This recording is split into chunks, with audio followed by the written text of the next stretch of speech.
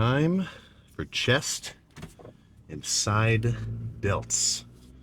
Chest and freaking side delts. So, I've kind of been thinking that I don't know. Here's the mentality that I've sort of been following for a while. Right? This is my logic. When I start off chest with a really heavy pressing movement, I start off with incline barbell, incline Smith, incline dumbbell, whatever. In my mind, right, I've been thinking, okay, the heavier I can go for a working set, right, the bigger, or not the bigger, but the more intense of a stimulus I'm going to get on my pecs, right? Because just by using a lot of weight, my pecs will have a ton of tension on them, right? And mechanical tension on your muscles, that's what's going to deal some damage. And then when I come home, eat, sleep, and recover, then they're going to come back stronger. But I don't know if I don't know if I want to keep doing it that way. At least not for every lift, because for a couple of other body parts, I've been changing up the style, and rather than doing like as much weight as I can do in the beginning, I've been doing some, lighter squeezing sets, and then getting into something heavy, like what I did with squats yesterday. Leg extensions first, like sure moderate weight, but still more of an isolation, and then moving on to the squats. So yeah, I'm still going to start off with heavy pressing. I still like the format of, heavy pressing followed by lighter squeezing sets like flies and cable presses and whatnot. But I'm definitely glad that I'm thinking about these kind of things, right? Over time, I want to make adjustments to, refine the training style such that the results that I get, you know, muscle stimulation, and then, when I combine that with a bulk, muscle growth will be, as efficient as possible. But another thing that you got to keep note of is it's not gonna fucking change that much, right? If I were to do this whole bulk and every workout I did 4 sets for every body part instead of, the 8 that I have been doing, honestly, I think the results are gonna be pretty freaking similar, right? They may change a little. Like if you're doing 30 sets per body part, and that's your logic, you think, okay, the more I do, the better. I think you will get substantially better gains because you'll be able to recover more from, closer to 8 sets or something along those lines. But we see dudes who are huge, who are freaking built, training in incredibly different ways. I mean, fucking CrossFit dudes jacked out of their minds, like Olympic lifters, I'm talking like snatch, clean and jerk. They throw the weight down and then they do a double by, and it's like, holy shit, is this guy in classic? And then of course, typical bodybuilders. But I think even like it almost doesn't. It matters. It definitely matters. But to just go into the gym and have intense workouts on a consistent basis for a long period of time, you will get some results. You will not look the same if you actually push it, and then combine that with, your gram per pound of protein, gram per pound of body weight of protein. I don't know why I always get tongue twisted on that one, but if you train hard and you eat your food, you're gonna grow. But over time, obviously, you want to kind of improve the training. I think that's all I'm really trying to say. So before I still got about 3 minutes before I actually get to the gym. I'm seeing a lot of TikToks. I'm seeing a lot of Instagram posts. 2023 is almost over. Did you grind this year or did you waste it? Or it's like it's like one image of like just a normal dude, and then under it says 2023. And then the next image on this little slideshow is like, Jack Hanma or Broly or Goku or some shit. And it's like 2024. You know what I notice in all those posts? It's just hyping up the future. It's just fucking hyping up the future. Oh crap, I'm gonna go crazy. I'm gonna go crazy next year. Next year's my year. Right? The people who say next year is my year. I mean, are you serious? By the time it becomes next year, you're still going to be saying next year is going to be my year. You know, like you can watch a little TikTok edit and you can have all the fucking hype and motivation in the world to, go crazy in the gym. And like, all right, this time I'm gonna track my macros. I'm gonna get a gym membership. I'm gonna, I'm, I'm gonna. As far as I'm concerned, that's all talk. Actually get in there and get yourself some results. That's what you should really be focusing on. Fuck, what's that? Oh yeah, yeah. I These motivational little like quotes and stuff, I do find them a little bit cheesy, but there's some truth behind them, right? One day or day one. You keep that in your mind. Keep that in your mind if you've been slacking on some kind of something that you want to start doing, and that is going to be good for you if you do start. So, enough of this little goofy motivation. Let's just get in there and get chest started.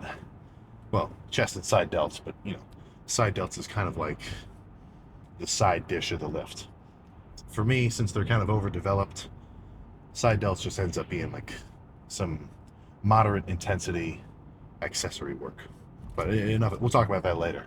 Let's just get in there.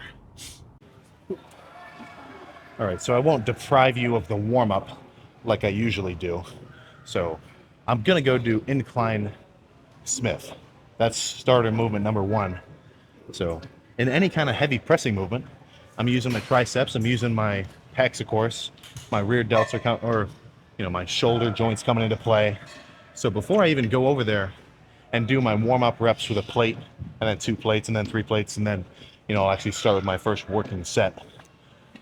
I just sit on the cable for probably 5 or so minutes, just kind of, fucking warming up, getting my torso moving around, a little bit of rowing activation.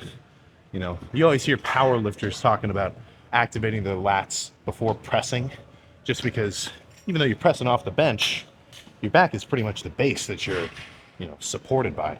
But I'll end up sitting here for like, I don't know, 5 more minutes or so. Just make sure everything feels good, and then we can actually get started. All right, so after doing 1 plate for like 5, and then 2 plates for 3, and then 3 plates for 1, and then 3 plates and a 25 for 1, I feel like I'm ready to throw 3 plates and a 25 for as many as I can do in a hard set. Plus, part of the reason why I wanted to do the Smith machine today is you can actually hit failure and not have to worry about getting, completely destroyed, because you can just re-rack it. I'm not going to say there's 0 risk, but no need for a spotter. And as long as you know what you're doing, I mean, I have 0 concern that I'm going to get crushed. Because even if I'm in the bottom position, I can still kind of bounce it up just a little bit to that next rung. But I guess go heavy if you know what you're doing.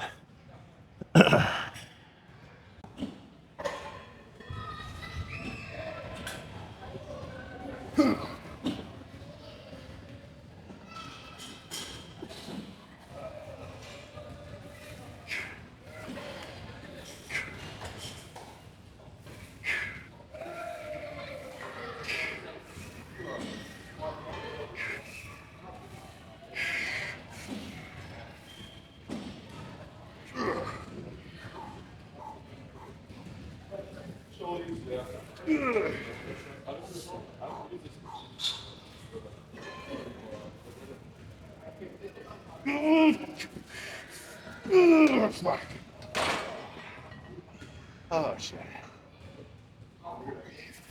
Okay. Nice slow and controlled set. Let's drop the 3 plates and do 1 more.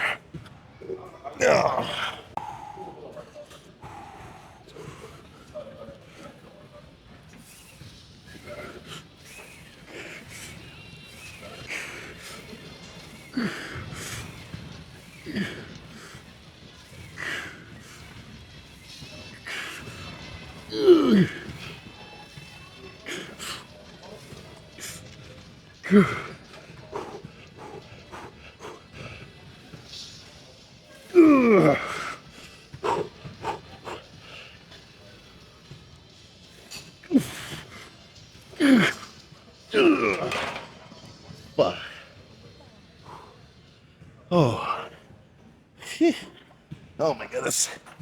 I like that. So that's another thing I've been thinking about is, you know, as much as I like throwing a lot of weight around, I feel like at least with my first heavy sets of bench, by doing them that quick, I mean, the logic that I use why I don't like doing bent over dumbbell rows and why I prefer bent over cable rows instead is because I don't want to do the reps in such a way that I take the tension off at the top. And I think the way I've been doing bench, or I really just kind of throw it around, I feel like sure I have a ton of tension down here, but after I kind of bounce it up, because the reps are so quick, I think I'm losing tension up top. You know, I think they're good reps, but I'm beginning to see, or at least to think, that, you know, slower reps are at least going to give me a really good squeeze, as well as, you know, the crazy burn. So let's move on to some cable press, I think. Whew. Yeah, I mean, I do get pumped when I do my normal heavy quick rep sets where I'm really just trying to throw the weight around for as many as possible as quickly as possible. But I'm feeling pretty pumped after those really slow controlled sets. I think those are going to get implemented a bit more often. So now cable press, you know, yay far apart, bend over and just, you know, really try to squeeze. Whenever I do any kind of pressing with cables, and I would assume the same thing would work for you, but I guess you got to try it to find out. But I don't like pressing with the cables like this. If I'm holding onto the handles and I'm pressing like this, I feel like I get a lot of front delt activation, you know, and I'm hitting chest. So I don't want anything to come into play more than it has to. So when I do these presses, I like to have my hands facing each other, if not maybe even a little bit upwards, just so I can only feel my chest firing. But let's do one here and see how it feels. I got a little lighter than that. I mean, a little heavier than that.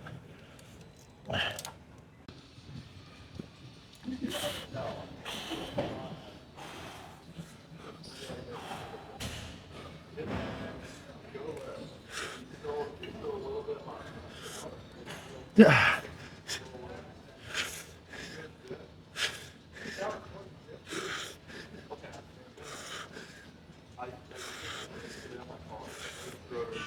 Yeah.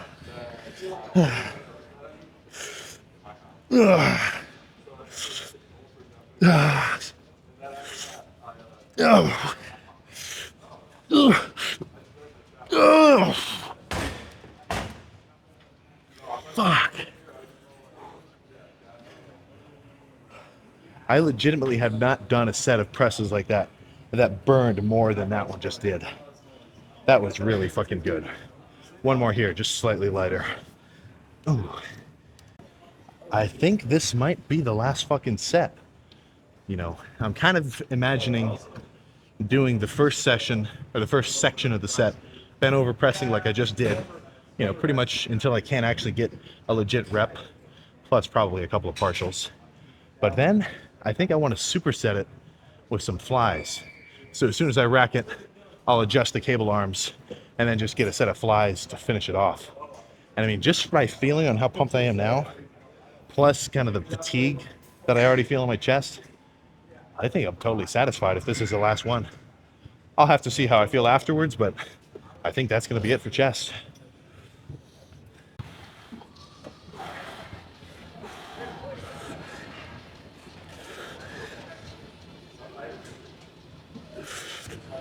Yeah.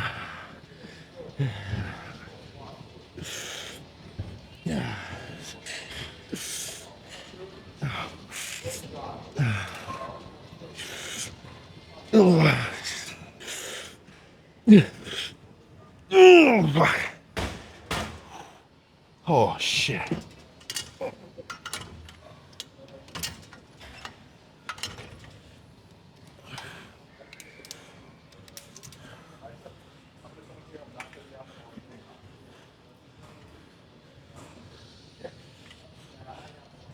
Yeah.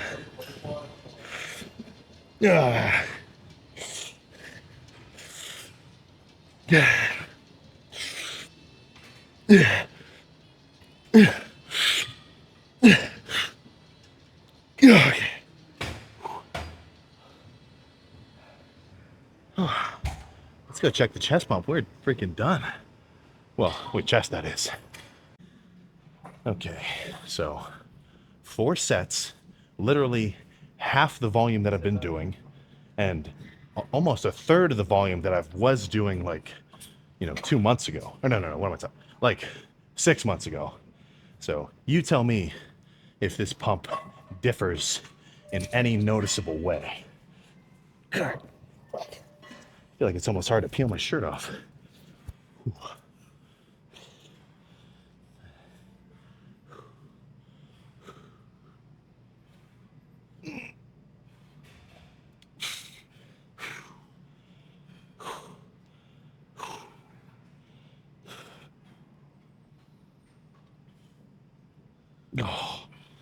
Oh my goodness. I mean, swollen, still kind of, well, not even. We're starting to actually lose vascularity from the bulk, but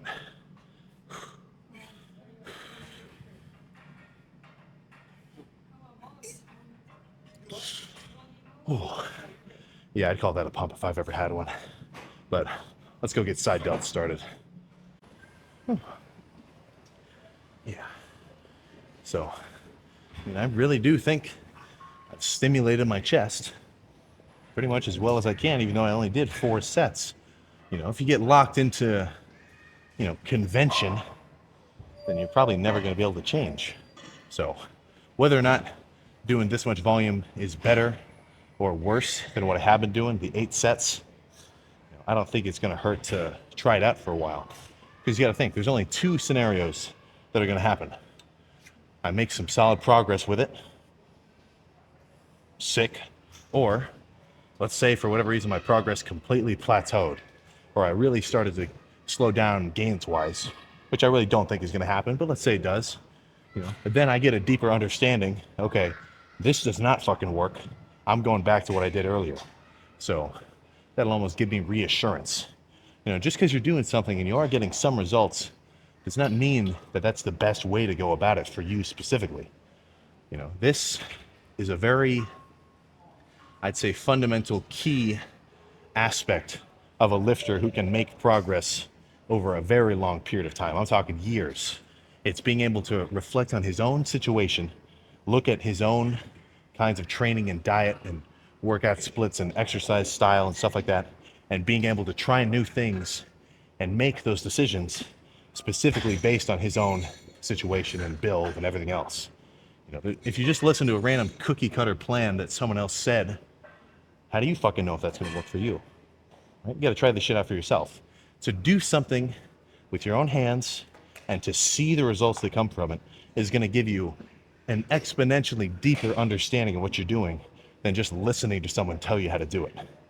Right? Who do you think is going to learn how to drive better? The guy who actually gets in a car, or some dude who read a book on how to drive? Right? It's pretty fucking basic shit. But I'm going to sit here and do some side laterals. Oh, my fucking music was super loud. And once my side delts are fully pumped, I'll just call it there. Another aspect of looking at your own situation, my shoulders don't need that much more development. So I'm almost hitting them for maintenance in a way. But that's for me specifically. If your shoulders are lacking, you got to hit them like a freaking maniac.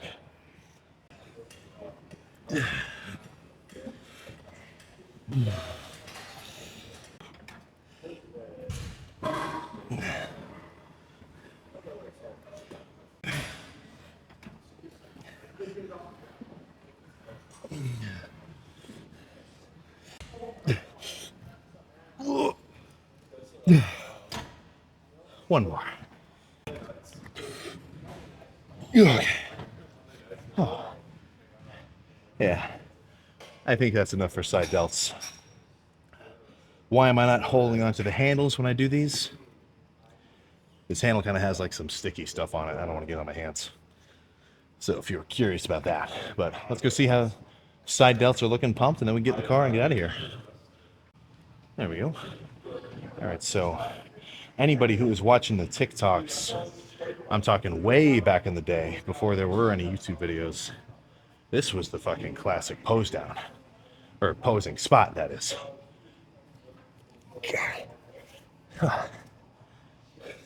the more bulked up I get, the harder it is to remove these pump covers, which is a good thing. But, you know, I like some of these shirts. I don't want to accidentally rip them when I, you know, pull it off myself. Let's get the exposure down to a comfortably freaky level. See how we look in some lighting. So yeah, compared to even just a couple weeks ago, you know, the striations on the side delts are certainly fading. But that lack of vascularity, holy shit. It's a fucking, dude, it's a fucking bowling ball. Sick. Yeah, so that trade-off of, you know, a little bit less striations, not as freaky looking purely on the surface level, you know, that's in exchange for, you know, diabolical fullness. Oh, dude, my shoulders are so pumped I can't even really reach behind my back to do a good side tricep. Oh my goodness. But yeah, I think shoulders are going to get taken out of the routine at some point. Not yet, but at some point, I mean, just like just from looking. Actually, let's do the fucking let's do this one. Oh, I can't really tell if I did that pose right, but whatever. You know, just from looking, I mean, my shoulder, if you consider it like just a ball, it's bigger around than my actual arms are. You know, I kind of want my shoulders and my arms to be in proportion. So since my arms aren't there yet, and I think my shoulders are almost getting to a point of size where they're taken away from my chest. Not to say that they're too big. You're never too big, but some muscle groups can be too small in relativity. So I think shoulders are going to take, or at least need only a little bit as much stimulation as everything else. And then, you know, ideally as this bulk progresses, we'll get a little bit more balanced in my whole torso section.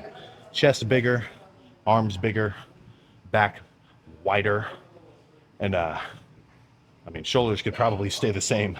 I'm certainly not dissatisfied with them. Oh my goodness, it's like I got shoulder pads on.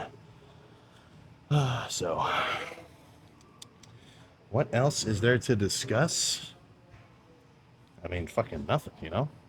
Let's, I'm gonna go do calves, and then we can get in the car and get back to the crib and chill. All right, so I did do calves. I went on the machine leg press for about 5 sets. I'll be honest with you. Sometimes I've said in the past, all right, I'm gonna do calves, then we're gonna get in the car. But then I, you know, forget that the gym is closing in like 3 minutes and I don't do it. But no, for the most part, I do try to follow the rule of if your calves are not sore, then I think they're gonna benefit from at least a couple of moderate sets post-workout. You know, it didn't require the same intensity and focus as those sets of incline Smith machine did. All I'm doing is sitting there and squeezing the fuck out of them and then playing on you know, Instagram and shit for like a minute in between. During the real, you know, main course, the lift, like today, chest, and side delts too, I don't really like to play on my phone that much. Like, maybe I'll do like barely a little scrolling, but the only thing I really try to do is just, you know, change whatever music is playing. Like, if you're really on your phone for a while and you're actually invested in something on the phone mid-workout that isn't just, you know, your normal music or, you know, whatever you're just kind of listening to, you know, I do think it's kind of taken away from your focus. The lift itself, your individual sets should take 100% of your mental capacity. Like, I can't remember the last time I did a set where I was thinking about anything else except for that one set right in that moment. But in between, you know, a little chit chat, it's no problem as long as you can actually get in the zone and make sure your sets are hard. So, what else is there to discuss, man? I mean, crazy burn, good amount of fatigue. I like those slow controlled sets for bench. I'll probably do that a little bit more as these lifts progress. But, you know, again, do not take You know, the fact that I'm doing a certain number of sets or a certain exercise selection, like, don't look at what I do at surface value and think, okay, that is how it's done. Right? That's not the way to go about it, right? The dude who's really going to become a freak, who's really going to understand what he's doing and be able to train to get some serious results, he's not learning, like, he's not just learning what everyone else does and copying, right? He's not looking at what everyone else is doing, seeing someone do something, and then just doing it just because that's what that one person does, right? The real pro lifter is able to look around for information, right? Get some good fucking info, look at what people are doing, but be able to fucking try shit out for himself and see what works for him. You know, you can talk all the smack you want about anybody for whatever reason in a lifting context, but if they've got results doing what they're doing, then smack talk on it is, you know, it's useless for the most part, I think. But that's I think that's kind of been my, well, not really my philosophy, but that's kind of just something, you know, I kind of stand behind, letting results speak for themselves, you know, because at the end of the day, talk is talk. And this doesn't go for lifting, this goes for just fucking life. You know, if somebody says this and so, but then they act in the complete opposite, then, you know, you can't trust what they're saying, you got to trust what they're doing. But I think I'm totally getting off course now. So I'm going to stop at Wendy's.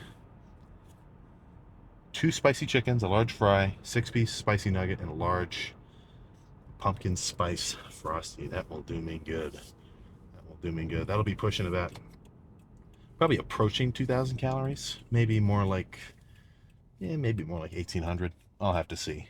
You know, every time I eat something or every time I go out to a little fast food place or whatever, you know, all you got to do is look up, you know, Wendy's spicy chicken macronutrients, and it'll show you right there, you know, 50 grams of carbs, 24 grams of protein, you know, 15 grams of fat, and that gets plugged into the fucking macro tracker.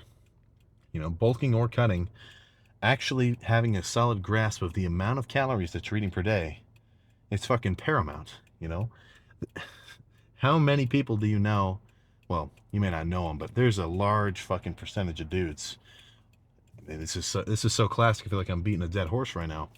Oh, dude, I eat so much. Dude, I eat so much, man. I can't gain weight. You know, we've all, it's such a classic trope to reference.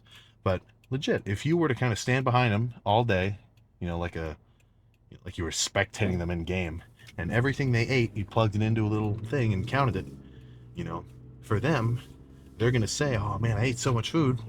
You know, you add it up at the end of the day, 2,300 calories. You know, that's just not going to cut it. That is not going to freaking cut it unless you're maybe, you know, 140 pounds and you haven't trained before. I'm not saying there's a specific calorie number, but if you want to actually, you know, get bigger and put mass on your frame, right? Deposit protein into your biceps and your chest and your back, then you've got to have the base energy and the base components getting funneled into your system on a day-to-day basis. You know, no breaks. Like, oh, well, this is in a bulking context, of course. So, you know, when I'm bulking, I am not gonna have a day where I'm like, yeah, I'll just have 2,000 calories today. Yeah, I'm not, I don't really feel like eating that much food. You know, the first couple weeks of a bulk, you know, it's extra fun because you've kind of deprived yourself from, you know, eating as much food as you want. So for me, these first couple weeks have been seamless. Like, it doesn't even feel like I'm bulking. I'm just kind of eating, you know, pretty much as I want, and that just is in a surplus for me. But as this bulk goes on, and I'm fucking eating, you know, bowls upon bowls of rice and ramen and steaks and potatoes and whatever else, treats, ice cream. As it goes on, it's not going to get so fun, you know. So that's where, instead of, well, okay, I say you probably shouldn't like watch YouTube when you're eating because it kind of distracts you. But you know, come on, there's no chance I'm gonna fucking eat a meal without, um, you know, a Nile Red video playing in the background or some other shit like that. So, and conclusive statements for the car talk. Get a pump, go hard, eat your food, and if you're bulking, you seriously better be eating your fucking food. Because if you don't see the scale change, then you're not bulking, man. You're just living. You're just fucking living, you know. To bulk is to add weight. So even though you say you're doing it, the scale doesn't lie. Same thing goes for a dieting context, but of course, I'm not going to be talking about dieting too much right now. I'm focusing more so on funneling food in than keeping food out. But cardio in the morning, back in rear delts tomorrow. I'm excited. I am freaking excited. So I'll see you next time for that.